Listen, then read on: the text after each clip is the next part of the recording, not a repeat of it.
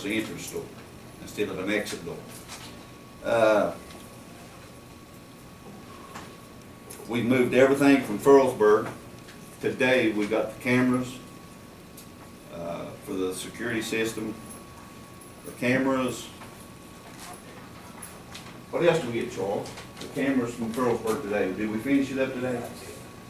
The cameras. I think that finishes up at Furlsburg. We've got everything moved now from up there.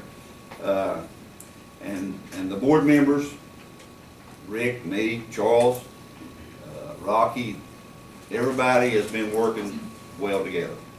I mean, we've put forth a lot of effort. When we have our open house, which will be the 19th at 7 o'clock, we would like for anyone to come. Everyone is welcome to come.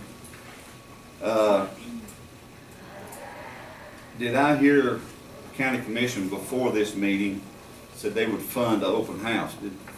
Is that in your minutes? I thought it was. But Is that the one on the 19th? yeah, October the 19th. But now we're having a fall festival, 11th and the 12th, on Friday. It starts on Friday from 4 to 9, then on Saturday from 10 to 6. What that is, we're inviting people in that has crafts or anything that they want to sell, $20 for a 10 by 10 space. Cafeteria, we're going to use the cafeteria and the extra rooms that we have. And we've already, I mean, you wouldn't believe the calls we've already got on that. A lot of people interested in that. And we are wanting to start at this present time putting together a committee, a subcommittee, to start us a health fair next June. I mean, you discussed that.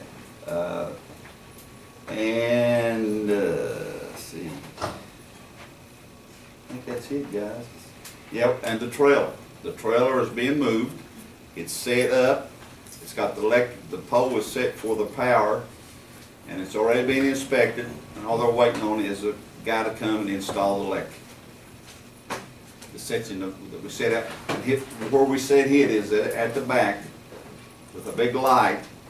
Right in front of it is the access to the gym and both weight rooms. So he'll be right there where you can monitor who comes and goes. That's a lot of work. Hey, That's a lot of work. and we have pictures before and after. And when we have the open house, we would like to show you what it looked like before we got in there and what it looks like now. And we appreciate if you can help us on the roof greatly. I mean, that comes before anything else. And like I said, we're growing. There's one lady already rented the gym 2 hours on that Friday for a beauty pageant. She said she'd give us $100 if we would let her have it for 2 hours. So we are making progress. Rick, you got anything? I just think there's one other thing about the roof, and I'm sure Hops was gonna bring this up. The three bids, which ones we thought we were gonna lean Yeah. towards and the reasons why. Well, we have to go with the 33. The reason for the 33 is the statewide roofing service is they are bonded and insured, and he has a guarantee. He only has a year guarantee with his labor, but the rubber company that puts the rubber roof on, that furnishes the rubber roof, they've got like a 10-year warranty with the rubber roof. And guys, the rubber roof, the one that's is terribly burned up, there is no repair. Well, now, if you notice, A1 Roofing, they gave us a bid of $72,000. Well, this is the first one that I took on the roof. These two guys came on the roof and looked at it, and on the gymnasium roof said that it was burned up. Said it has to be replaced. Well, I get two other guys, different companies to come, these other two, and I didn't say anything.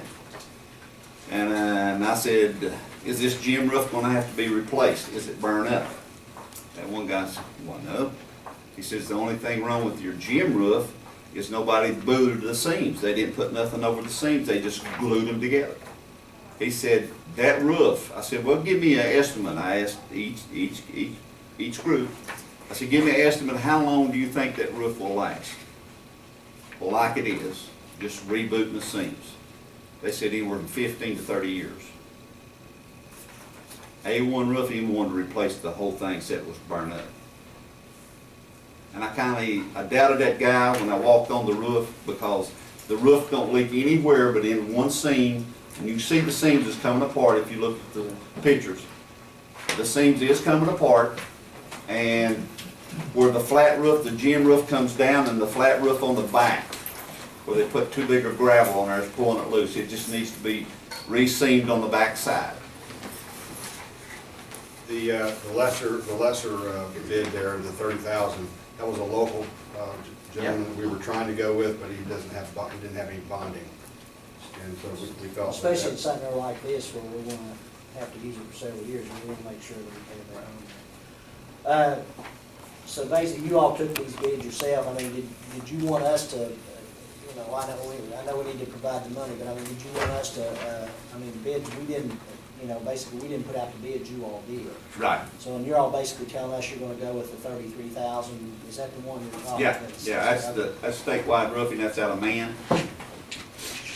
Well, and I think, you all have followed the procedures you need, you seem to have followed the procedures that you need to do there, and I know that, that's gonna have to be done, so. The thing I thought about we might do is go ahead and look at asking the commission if they would approve maybe $40,000 right now. And in case we get in a situation where there are other things that we know we're gonna have to do anyway, at least the commission will know how much money we're putting out for it ahead of time and things of that nature, and we'll be able to, what we will do is, we will basically pay those as they come due.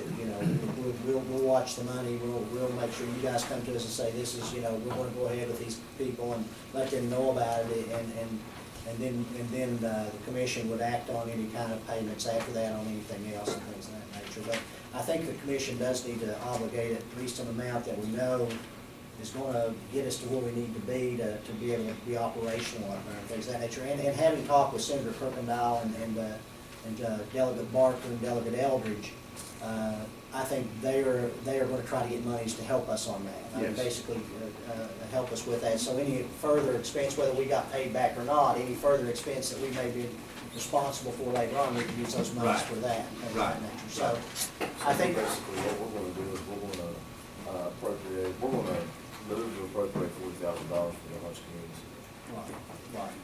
In addition, as you may well know, Mr. Vance, we have a $20,000 community participation grant that we've already applied through with Senator Stallings, I think of which Senator Kirkendall was going to, go in on it with him. So that's already been turned in for the next That's session. really what we want to see is you guys applying for those things too, because we want to do all we can for the area and things of that nature, but we also want to be frugal with what monies we do have, so that we can make sure that the people are getting what they deserve and that we are providing services up there, so. That's what I was gonna cover, I didn't cover that. The county has their office in there. Purple Heart Veterans, they have a office in there. We have